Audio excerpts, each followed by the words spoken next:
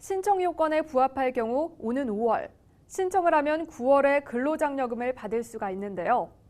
그렇다면 근로장려금 신청은 어떻게 할 수 있는지 근로장려금 신청의 모든 것 화면으로 함께 만나보시죠. 국민들의 행복 보너스 근로장려금. 근로장려금을 받기 위해서는 어떻게 해야 할까요? 저 방현정과 함께하는 근로장려금 신청 방법. 지금부터 시작합니다.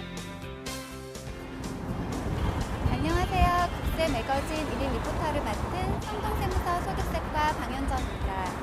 5월은 근로장려금 신청 기간이라는 사실 다들 알고 계실 텐데요. 따라서 5월 중에는 신청을 완료해야 근로장려금도 받을 수 있습니다. 그런데 막상 신청을 하려니까 뭐부터 어떻게 해야 할지 잘 모르시겠다고요? 지금부터 저와 함께하면 근로장려금 신청도 어렵지 않습니다. 그럼 출발해볼까요? 근로장려금 신청에는 크게 4가지 방법이 있습니다. 휴대전화와 ARS, 인터넷, 세무서 방문 신청이 바로 그것인데요. 만약 국세청으로부터 근로장려금 신청 문자 메시지를 받았다면 휴대전화로 간편하게 신청을 할 수 있죠. 그런데 문자 메시지를 받지 못한 사람은 1544-9944번을 누르면 누구나 전화로 신청을 할 수 있습니다. 전화 신청과 함께 많은 사람들이 이용하는 방법이 바로 인터넷으로 근로장려세제 홈페이지에 들어가서 신청을 하는 것인데요. 홈페이지는 개편 작업이 끝나는 4월부터 본격적으로 이용이 가능합니다. 이 밖에도 직원의 도움이 필요한 경우에는 세무서를 직접 방문해 신청을 할 수도 있는데요. 이렇게 세무서 직원의 안내에 따라 신청서를 작성하면 됩니다. 지난해 총 급여액이 2,100만 원 맞으세요? 네, 맞아요. 국세청에서 확인한 총 급여액 등이 자신이 알고 있는 금액과 일치할 경우 신청서만 작성해 제출하면 되지만 지난해 총 급여액이 2,100만 원 맞으세요? 아닌데요? 1,700만 원인데요? 만약 국세청에서 확인한 총 급여액 등이 자신이 알고 있는 금액과 다를 경우에는 근로소득 입증 서류가 필요한데요. 국세청에서 확인한 총 급여액 등이 자신이 알고 있는 금액과 일치할 경우에는 근로소득 입증 서류가 별도로 필요하지 않지만 자신이 알고 있는 금액과 다를 경우에는 증거 서류가 필요한데요. 증거 서류로 어떤 서류를 제출하면 되는지 계속해서 알아보도록 하겠습니다.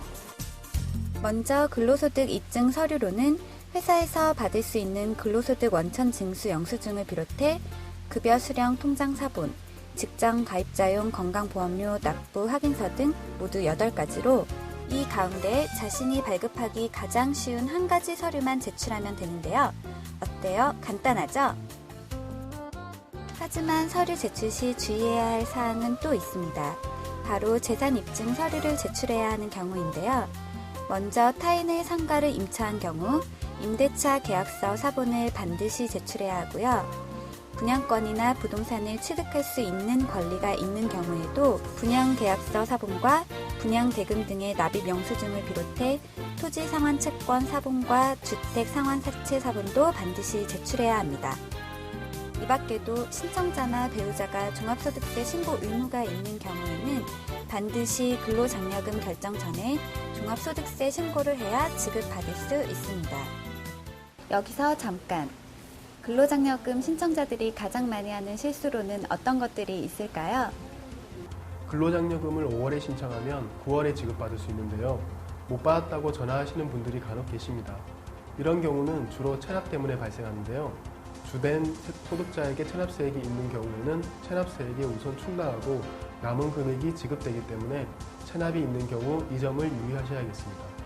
근로장려금 신청자 또는 배우자가 종합소득세 신고 의무가 있는 경우에는 종합소득세 신고를 반드시 하여야 근로장려금을 받을 수 있습니다. 예를 들어 남편이 근로소득이 있고 아내는 사업자 등록이 되어 있다면 무실적이라도 종합소득세 신고를 하셔야만 근로장려금을 받을 수 있습니다. 네, 근로장려금 신청 시 전년도 6월 1일 기준으로 세대원 전원이 소유하고 있는 재산 합계액이 1억 원 미만이어야 하는데요. 만약 다른 요건들을 충족한 부부가 부모님의 집에서 함께 살면서 동일 세대를 구성하고 있다면 부모님의 재산도 합산하여 요건을 따지게 되므로 재산 요건을 충족하지 못하는 경우가 발생할 수 있습니다. 작년까지는 18세 미만 자녀가 1명 이상 있어야만 근로장려금을 신청할 수 있었습니다. 그래서 자녀가 2명이 있더라도 1명만 적어내시는 분이 계셨는데요. 올해부터는 자녀 수가 많으면 많을수록 근로장려금을 많이 받을 수 있으니까요. 18세 미만 자녀가 있으시다면 빠짐없이 기재하시는 것이 좋을 것 같습니다. 근로장려금이 꼭 필요한 사람들에게 골고루 돌아갈 수 있도록 오늘도 세무서 직원들은 머리를 맞대는데요. 기한 내에 신청하여야만 받을 수 있는 것이기 때문에 꼭 기한 내에 신청하셔서 요건이 되시면 꼭 받아가시기 바랍니다. 비록 큰 금액은 아니지만 받으시는 분들에게 조금이나마 도움이 됐으면 좋겠고요. 그리고 열심히 일하신 분들이 노력한 만큼 행복하셨으면 좋겠습니다. 근로장려금이 국민들의 희망을 키우는 작지만 소중한 씨앗이 되길 바랍니다. 자, 이렇게 해서 근로장려금 신청이 모두 끝났는데요. 여기서 중요한 사실 한 가지가 더 있죠.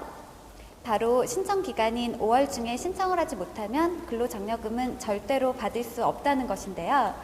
받을 수 있는데 신청 기간이 지나서 받지 못한다면 그것만큼 속상한 일도 없겠죠.